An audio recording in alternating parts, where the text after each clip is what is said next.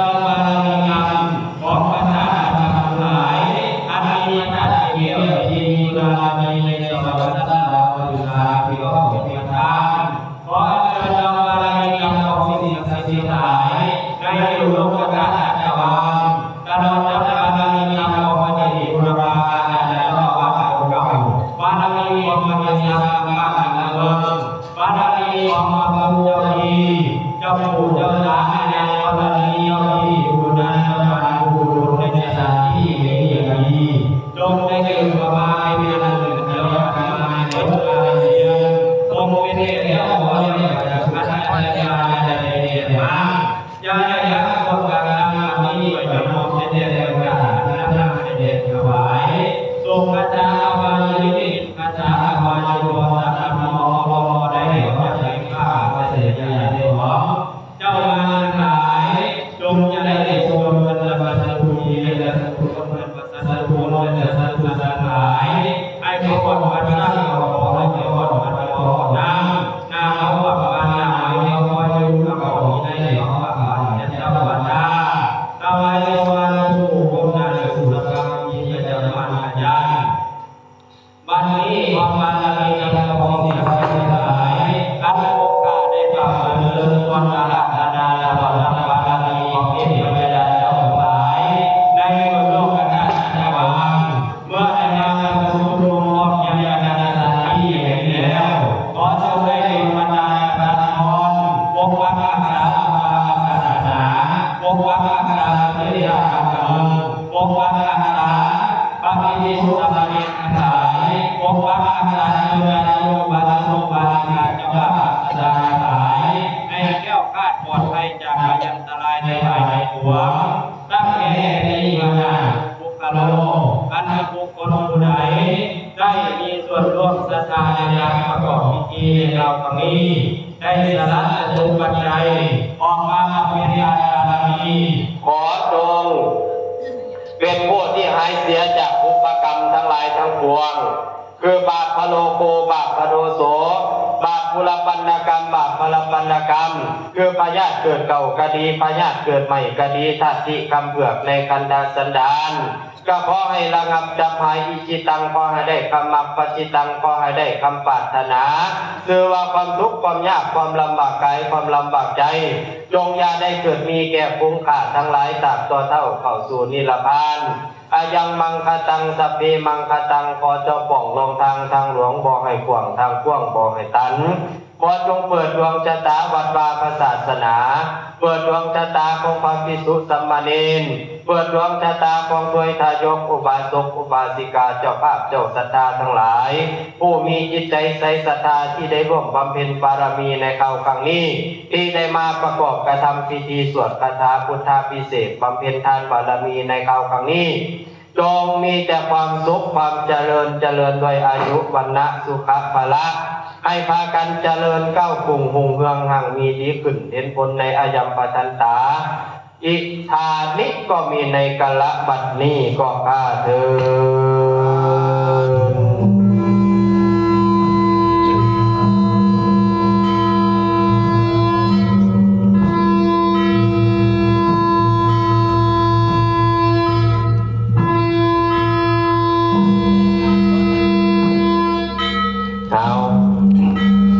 พิธีบวงสรวงเราเทพเทวาก็สำเร็จเสร็จสิ้นลงเป็นที่เรียบร้อยในลำดับต่อไปท่านทั้งหลายที่มีไม้สวรรค์ให้เตรียมไม้สวรรค์นำปัจจัยเสียบใส่ไม้สวรรค์ไว้สิได้ภาพเปิดโศกเปิดลาบเปิดโศกเปิดไส้ตอนทับที่ไม้ไทยผลิตมันว่าเป็นมือสันวันตีมือค่ำมือคูณเป็นมือพระจันทร์ซ้อนเป็นมือพระจันทร์ซ้อนเป็นมือวันเพ็ญขึ้น15 ค่ำเดือน5เป็นมือเสาห้าเหมาะแก่การมงคลเหมาะแก่การปลุกเสกวัตถุมงคลเหมาะแก่การทำมงคลทุกสิ่งทุกอย่างเหมาะแก่การประกอบพิธีต่างๆเฮ็ดหยังก็สำเร็จเสร็จสิ้นสมปรารถนาเบิดทุกสิ่งทุกอย่าง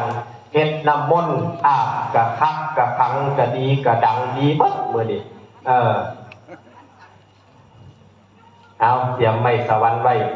ใส่ได้หลายเนี่ยล่ะ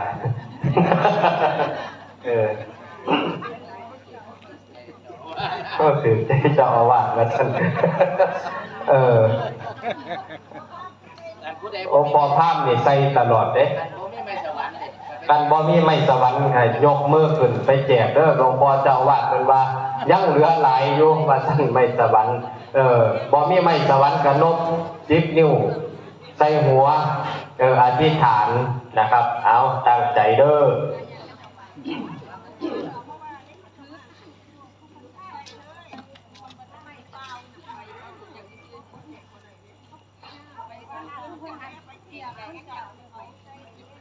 เตสะสุเนมาภูจนาวิเวอสังวิสุโลปุสะภูภาติสวาสุสุสวาอิ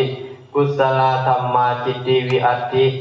พุทธสังมังคลังโลเกขอคุณพระพุทธพระธรรมพระสงฆ์จงเป็นมงคลในโลกปัตตวิงอาโปเตโชวาโยชยตังชลนังคัจฉาลูปังเวทนังสัญญังสังขารังวิญญาณังนัทธานังสารนังต้อมสารนังต้อมธาตุตั้งลุละมัดเวทยักตัดต้อมตัดทอมสยยอมจึงต้อมมามะคัจฉันตินามัดธาตุตั้งสารนังต้อมธาตุตั้งต้อมธาตุตั้งขันธ์4ขันธ์5ของคนทั้งหลายเหล่านี้ตั้งธาตุ4ขันธ์5ของคนทั้งหลายเหล่านี้ตั้งให้ค่ำตั้งให้คูณตั้งให้มั่นตั้งให้ยืนตั้งให้กว้างตั้งให้ขวางตั้งแล้วให้สร้างลูกปุ๊กขึ้นตั้งแล้วให้แก้วคาดปลอดภัยตั้งแล้วให้หายเสียจากโพยภัยพยันตรายทั้งหลายทั้งปวงพุทธังเปิดธรรมังเปิดสังฆังเปิดฟ้าเปิดดินเปิดอินเปิดพรมเปิดเงินเปิดทองพระคลังเปิดทรัพย์สินสมบัติโภคทรัพย์สมบัติภายนอกโภคทรัพย์สมบัติภายในทรัพย์บุญทรัพย์ทานขอให้เป็นทรัพย์มนุษย์เงินทองขอให้เป็นทรัพย์มนุษย์เงินทองนะโมพุทธายะนะเมตตามหานิยมนะโมธัมมายะนะเมตตามหานิยมนะโมสังฆายะนะเมตตามหานิยมอาคัจฉาหิคัจฉะทะนะชาลิตินะชาลิตินะชาลิติมหาอุมุมะมุนมามหามุนมังนะชาลิติพุทธสังมิเอวังโหตุเปิดเอาบารมีของสิ่งศักดิ์สิทธิ์ทั้งหลายจงมาค้ำมาคูณมาพาหั่งพามี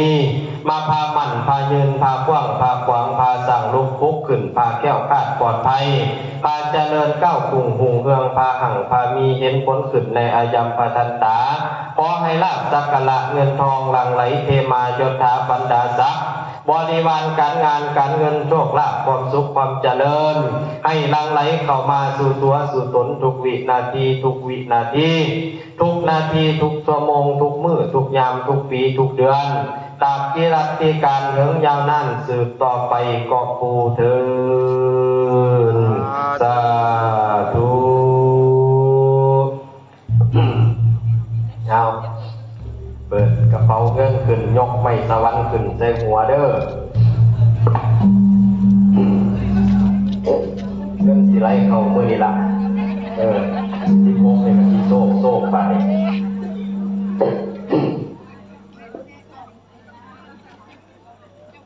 พุทธสังมังคลังโลเกขอคุณพระพุทธพระธรรมพระสงฆ์จงเป็นมงคลในโลกเอาสาธุพร้อมกันสาธุพระอาจารย์พุทธสังมังคลังโลเกขอคุณพระพุทธพระธรรมพระสงฆ์จงเป็นมงคลในโลกพุทธสังมังคลังโลเกขอคุณพระพุทธพระธรรมพระสงฆ์จงเป็นมงคลในโลกสาธุขอกราบนิมนต์ท่านพระอธิการบุญเสริมได้โปรยข้าวตอกดอกไม้ยังความเป็นสิริมงคลแก่เครื่องบวงสรวงแก่วัดวาพระศาสนาสำเร็จเสร็จสิ้นลงเป็นที่เรียบร้อยเรียกทั่วสมัครตรงครับยอดเงินเฮ็ดศาลาวัด051ว่าซั่น500,000ดู500,000เพิ่นสั่งนั่นเลขทูปได้051เอาเบิดมีเด้อพี่น้องมีหยังกะขายหยังโลด ครับ เอา ประมาณนี้ครับ สำเร็จมันคำพูนสุขุสุคนเด้อดีไหมให้พากันเจริญก้าวคงเมืองนางมีดี พิธีบวงสรวง ในยังมาทันตาบ่พอได้ก็ให้ได้บ่พอมีก็ให้มี ขออนุโมทนาสาธุน้ำกันพี่น้องเอ้ย สาธุ สาธุเอา บนโต๊ะดอกคนนิมนต์นั่นจุดป้าแจ้งจังฟังเราเทศเทวาอุปโภโมทนาวังแรกนี่อยู่บ้านโน้นเสาควันนั่นมืดป้าบ่ดินได้พระอาจารย์เดี๋ยวมาทั้งปีแปลนตื่นบารมีท่านอาจารย์บุญเสริม สาธุ สาธุสาธุสาธุอนุโมทามิบวงสรวงเพื่อมามวลถึงนี่ละยะโศกยะเศร้าไหลให้มันมีความสุขโปรดเทียนยังกระได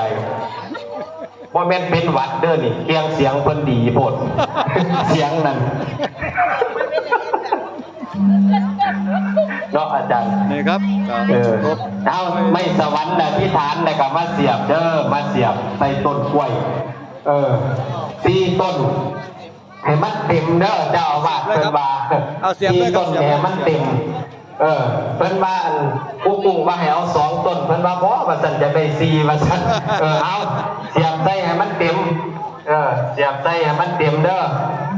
บ่เต็มจะพากันเมื่อมื้อนี้มันมีหลายหม่องหลายบอนหลายงานเอาบอกไม่ให้ท่านมหาเด้อ จบลงประมาณนี้พี่น้องเอ้ ปล่อย ย นะครับในดำเนินการต่อไป อนุโมทนา และต่อไปก็จะเป็นพิธี คือเปลี่ยนอยู่กับ สวดคาถาพุทธาพิเศษกนะค ให้ รับ บุญน้ำกันครับได้ท่อกันครับผู้ยมาผู้มาสวดพุทธาพิเศษกมื้อนี้วันที่12 เมษายนเป็นมื้อดีครับขึ้น15 ค่ำเดือน5ครับผมได้สติบ่ได้สติบ่ ครับ ได้สติบ่นั่นได้อยู่สติบ่ นี่คือพิธีบวงสรวงครับโอ้ยไปหาแม่ตีพุ่นเด้ เก็บเงินมาดิจะได้ไม่ใส่กระเป๋า ไปทั่วๆครับไปให้ทั่วประมาณนี้ครับคือพิธีบวงสรวงครับผมอวยจบลงโดยดีครับญาติธรรมก็กำลังทำพิธีเสียบ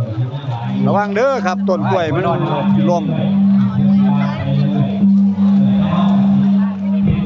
ครับก็ขอให้ได้บุญทำกันหลายๆญาติธรรมพี่น้อง ฝ่ายไปก่อนรูปคุย โอ้ยไป ก็ไปเดินเอาทีนี้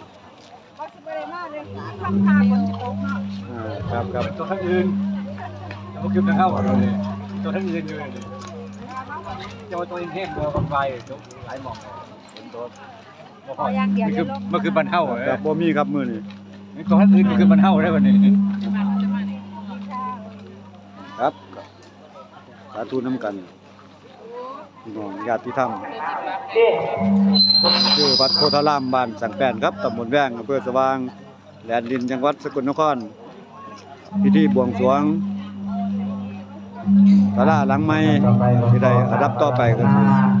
พุทธาภิเษกต่อครับ ครูบาอาจารย์ที่ได้อาราธนาไว้ในมนต์ ขอ เป็นประจำชุด